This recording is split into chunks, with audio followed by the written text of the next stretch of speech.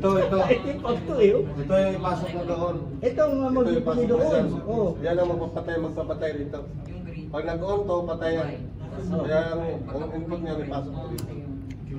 Sige nga, pasok mo nga. Ha? Normally close eh, no? Normally close.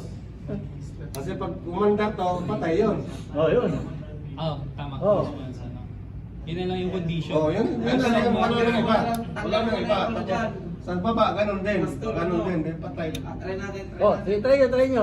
Off yun nun, di ba? Hindi, naka-on Run, yan. run. On yan eh. Naka-on yan. Run, tapos... Oh, paano mo i-off yan? Pwede mo i-stop dito, lagay mo dito. Using, ano to, time.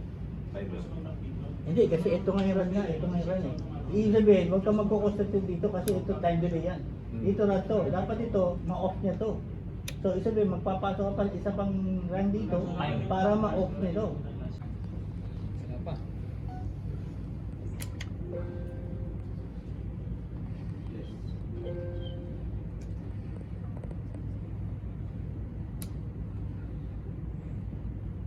Eh, Gerald, nakagawa ng Traffic ganito. light pala yan ah.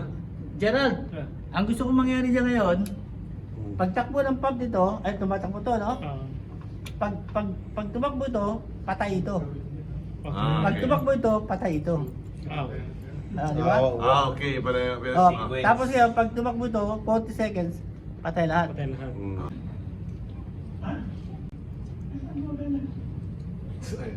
Pasok natin.